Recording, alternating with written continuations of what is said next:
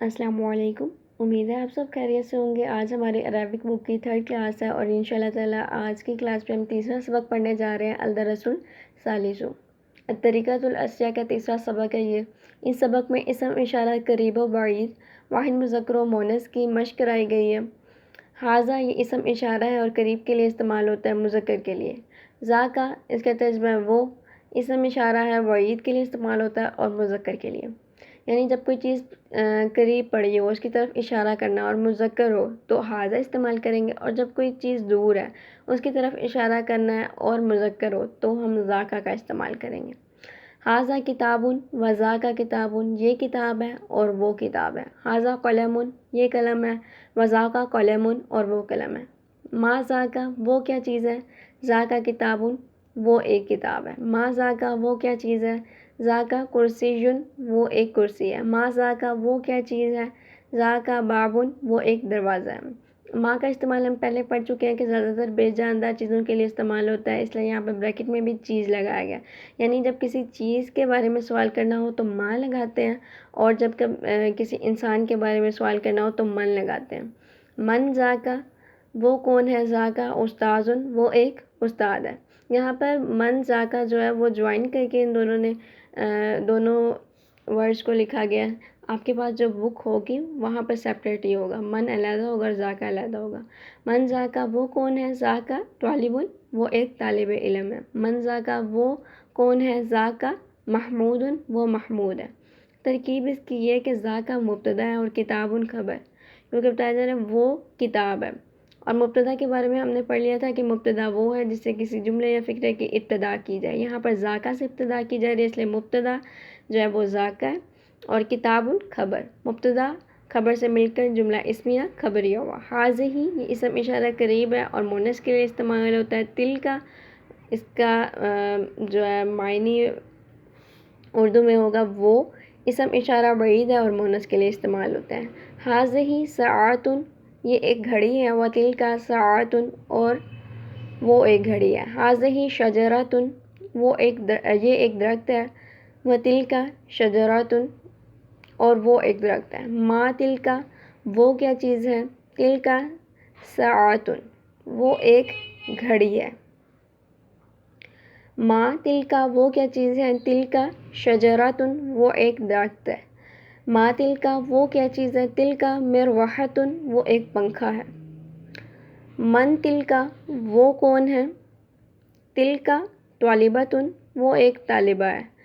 من تلک، وہ کون ہے، تلک امرأۃ، وہ ایک عورت ہے۔ من تلک، وہ کون ہے، تلک بنت، وہ ایک لڑکی ہے۔ آگے بتایا جائے ذالک کا استعمال۔ ذالک والد، وہ ایک باپ ہے، وذالک ولد، اور وہ ایک لڑکا ہے۔ وتلک بنت، اور وہ ایک لڑکی ہے۔ بنت لڑکی کو کہا جاتا ہے۔ عربی میں اب یہاں پہ ترجمہ کرنا ہے تمرین۔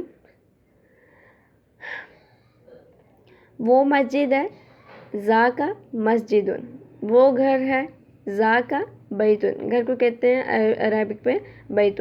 وہ سڑک ہے، ذاک شارع،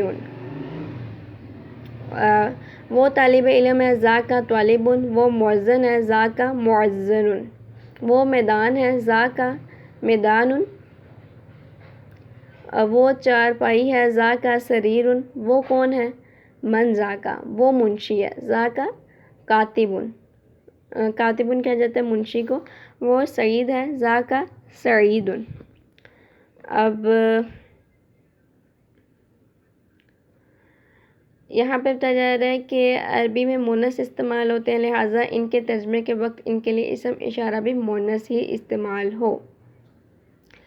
وہ کمرہ ہے، تلک غرفۃ، یعنی کہ جو ورڈز جو ہیں وہ عربک میں مؤنث ہیں، ان کے جب ہم نے ان کا ترجمہ کرنا ہے تب ہم اس کے ساتھ جو اسم اشارہ ہوگا قریب یا بعید کے لیے تو وہ بھی مؤنث والا ہی لگائیں گے۔ جیسے ہم نے پہلے پڑھ لیا ہے کہ تل کا جو ہے وہ مؤنث کے لیے استعمال ہوتا ہے، اب یہ چیزوں کے لیے بھی جب ترجمہ کرنا ہوگا تو تل کا جو ہے وہ مؤنث والی چیزوں کے ساتھ تل کا لگائیں گے، اور جو ہے مذکر والی ہیں ان کے ساتھ ذاکا لگائیں گے۔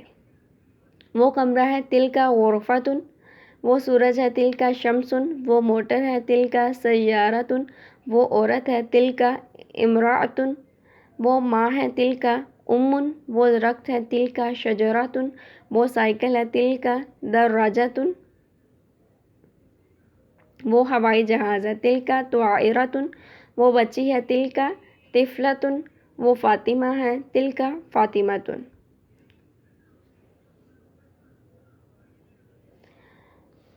آج ہم نے تھرڈ لیسن میں یہ پڑھا تلکا کے بارے میں اور ذاکا کے بارے میں، اسم اشارہ قریب کے بارے میں پڑھا ہے اور اسم اشارہ بعید کے بارے میں، مذکر و مؤنث دونوں کے بارے میں۔